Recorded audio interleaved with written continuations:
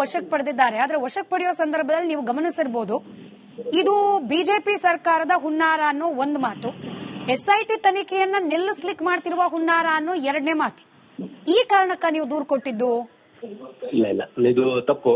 ನಾವು ನಮ್ಮ ರಾಷ್ಟ್ರೀಯ ಪ್ರಧಾನ ಕಾರ್ಯದರ್ಶಿ BL ಸಂತೋಷ್ ಅವರ ಬಗ್ಗೆ ಅವಾಚ್ಯ ಶಬ್ದಗಳಿಂದ ನಿಂದನೆಯನ್ನ ಆರೋಪವನ್ನ ಮಾಡಿದ್ದಕ್ಕೆ ನಾವು ರಾಜ್ಯ ಬಿಜೆಪಿ ಅದೇ ರೀತಿಯಲ್ಲಿ ಜಿಲ್ಲಾ ಬಿಜೆಪಿಯ ನಿರ್ದೇಶನದಂತೆ ನಾವು ಎಲ್ಲಾ ಮಂಡಲದಲ್ಲಿ ಕೊಟ್ಟಿದ್ದೇವೆ. ಅದರಲ್ಲಿ ನಮ್ಮ ಕೇಸ್ ಇಲ್ಲಿ ದಾಖಲಾಗಿದೆ.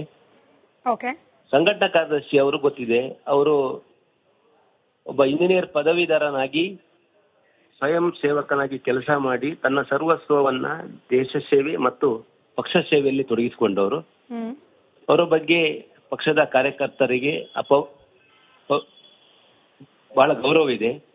ಆ ಗೌರವಕ್ಕೆ ಕಾರ್ಯಕರ್ತರ ಭಾವನೆಗೆ ಧಕ್ಕೆಯಾಗಿದೆ. ಹಾಗಾಗಿ ನಾವು ಕಂಪ್ಲೇಂಟ್ ಕೊಟ್ಟಿದ್ದೇವೆ. ಬಿಟ್ರೆ ನಿಮ್ಮ ಕಂಪ್ಲೇಂಟ್ಗೂ ಸೌಜನ್ಯ ಹೋರಾಟಕ್ಕೂ ಏನಾದ್ರೂ ಸಂಬಂಧ ಇದೆಯಾ? ಆ ಕೇಸಿಗೆ ನಮ್ಮದು ಸಂಬಂಧವೇ ಇಲ್ಲ. ಅವರ ಹೋರಾಟಗಳ ಬಗ್ಗೆ ನಾವು ಪಕ್ಷದ ಕಾರ್ಯಕರ್ತರಾಗ್ಲಿ ಹಿಂದೂ ಕಾರ್ಯಕರ್ತರಾಗ್ಲಿ ಯಾರು ವಿರೋಧವನ್ನ ಪಡಿಸಲಿಲ್ಲ. ಮತ್ತೆ ನಿಮ್ಮ ಪ್ರಕಾರ ಹೀಗೆ ಯಾಕೆ ಹೇಳ್ತಿದ್ದಾರೆ? ಸೌಜನ್ಯ ಹೋರಾಟವನ್ನ ದಿಕ್ತಪ್ಸಕ್ಕೆ, SIT ತನಿಖೆ ದಿಕ್ತಪ್ಸಕ್ಕೆ ಹಿಂಗ್ ದೂರ್ ಕೊಟ್ಟಿದ್ದಾರೆ. ಈ ದೂರಿನ ಹಿಂದೆ ಬಿಜೆಪಿ ಹುನ್ನಾರ ಇದೆ.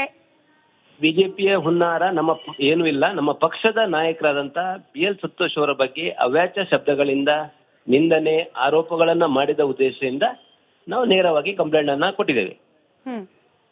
ಮತ್ತೆ ಯಾವುದೇ ಹುನ್ನಾರ ಆಗ್ಲಿ ಯಾವುದೇ ಬೇರೆ ಬೇರೆ ವೈಯಕ್ತಿಕ ಟೀಕೆಗಳಾಗ್ಲಿ ಇಲ್ಲ. ಇದು ಪಕ್ಷದ ಹಿತದೃಷ್ಟಿಯಿಂದ, ನಮ್ಮ ನಾಯಕರ ಹಿತದೃಷ್ಟಿಯಿಂದ, ನಮ್ಮ ನಾಯಕರು ಯಾರೇ ಆಗ್ಲಿ, ಪ್ರಧಾನಿ ಆಗ್ಲಿ, ನಮ್ಮ ನಾಯಕರುಗಳಾಗ್ಲಿ, ನಮ್ಮ ಪಕ್ಷದ ಕಾರ್ಯಕರ್ತರಿಗೆ ಅವರಿಗೆ ಯಾರಾದ್ರೆ ಈ ರೀತಿಯ ಅವ್ಯಾಚ್ಯ ಶಬ್ದಗಳು ಬಂದಾಗ ಪಕ್ಷ ಅದಕ್ಕೆ ಬಲವಾಗಿ ನಿಲ್ತದೆ. ಆ ರೀತಿಯಲ್ಲಿ ಕಂಪ್ಲೇಂಟ್ ಅನ್ನು ಮಾಡಿ. ಧರ್ಮ ಹಾಗೆ ಸಮುದಾಯಗಳ ನಡುವೆ ವೈಮನಸ್ಸು ಸೃಷ್ಟಿ ಮಾಡುವಂತಹ ಮಾತುಗಳನ್ನಾಡಿದ್ದಾರೆ ಅಂತ ಕೂಡ ನೀವು ದೂರಲ್ಲಿ ಉಲ್ಲೇಖ ಮಾಡಿದ್ದೀರಿ. ಇದು ಯಾಕೆ ಅಂತ? ಹೌದು, ಅವರು ನಮ್ಮ ನಾಯಕರು ಹಿಂದೂ ಧಾರ್ಮಿಕತೆಯ ಬಗ್ಗೆ, ಧರ್ಮಸ್ಥಳದ ಬಗ್ಗೆ ಅವರು ತಮ್ಮ ಪೋಸ್ಟರ್ಗಳನ್ನ ಅವರು ಪಾವಿತ್ರ್ಯತೆ ಬಗ್ಗೆ ಹಾಕೊಂಡಿದ್ದರು.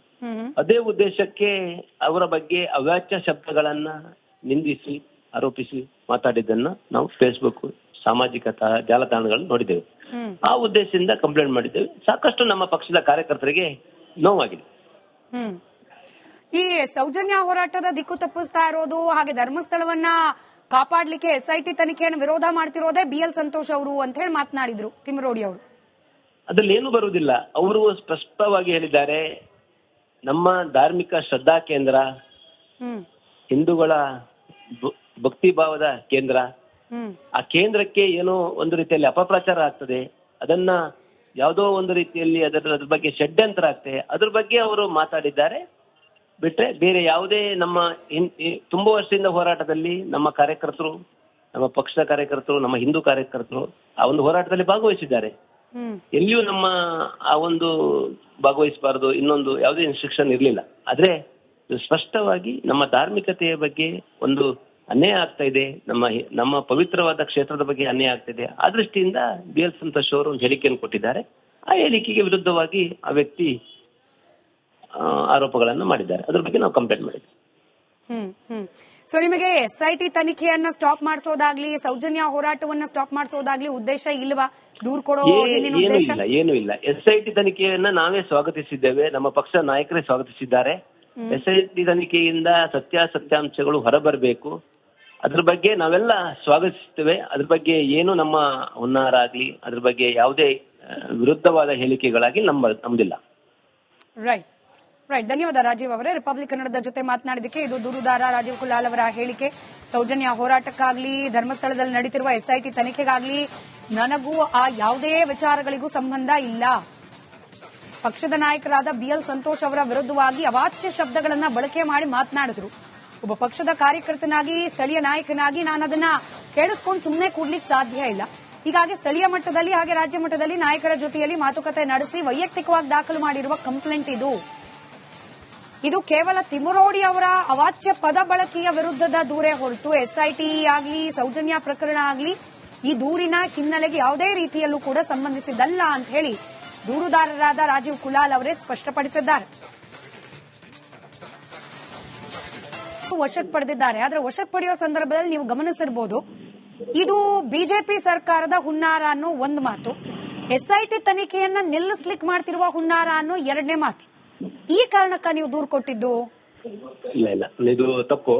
ನಾವು ನಮ್ಮ ರಾಷ್ಟ್ರೀಯ ಪ್ರಧಾನ ಕಾರ್ಯದರ್ಶಿ BL ಸಂತೋಷ್ ಅವರ ಬಗ್ಗೆ ಅವಾಚ್ಯ ಶಬ್ದಗಳಿಂದ ನಿಂದನೆಯನ್ನ ಆರೋಪವನ್ನ ಮಾಡಿದ್ದಕ್ಕೆ ನಾವು ರಾಜ್ಯ ಬಿಜೆಪಿ ಅದೇ ರೀತಿಯಲ್ಲಿ ಜಿಲ್ಲಾ ಬಿಜೆಪಿಯ ನಿರ್ದೇಶನದಂತೆ ನಾವು ಎಲ್ಲಾ ಮಂಡಲದಲ್ಲಿ ಕೊಟ್ಟಿದ್ದೇವೆ. ಅದರಲ್ಲಿ ನಮ್ಮ ಕೇಸ್ ಇಲ್ಲಿ ದಾಖಲಾಗಿದೆ.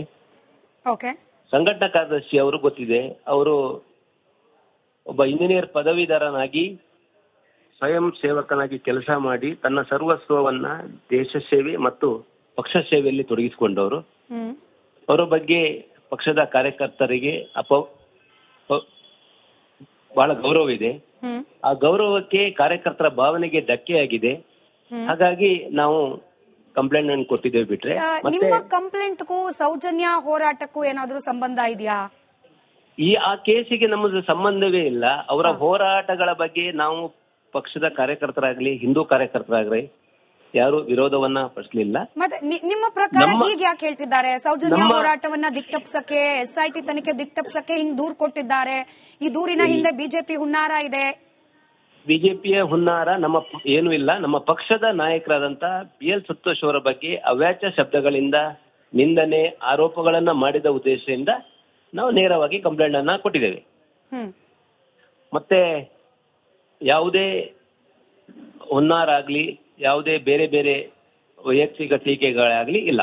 ಇದು ಪಕ್ಷದ ಹಿತದೃಷ್ಟಿಯಿಂದ, ನಮ್ಮ ನಾಯಕರ ಹಿತದೃಷ್ಟಿಯಿಂದ, ನಮ್ಮ ನಾಯಕರು ಯಾರೇ ಆಗ್ಲಿ, ಪ್ರಧಾನಿ ಆಗ್ಲಿ, ನಮ್ಮ ನಾಯಕರುಗಳಾಗ್ಲಿ, ನಮ್ಮ ಪಕ್ಷದ ಕಾರ್ಯಕರ್ತರಿಗೆ ಅವರಿಗೆ ಯಾರಾದ್ರೆ ಈ ರೀತಿಯ ಅವ್ಯಾಚ್ಯ ಶಬ್ದಗಳು ಬಂದಾಗ ಪಕ್ಷ ಅದಕ್ಕೆ ಬಲವಾಗಿ ನಿಲ್ತದೆ. ಆ ರೀತಿಯಲ್ಲಿ ಕಂಪ್ಲೇಂಟ್ ಅನ್ನು ಮಾಡಿ ಧರ್ಮ ಹಾಗೆ ಸಮುದಾಯಗಳ ನಡುವೆ ವೈಮನಸ್ಸು ಸೃಷ್ಟಿ ಮಾಡುವಂತಹ ಮಾತುಗಳನ್ನಾಡಿದ್ದಾರೆ ಅಂತ ಕೂಡ ನೀವು ದೂರಲ್ಲಿ ಉಲ್ಲೇಖ ಮಾಡಿದ್ದೀರಿ.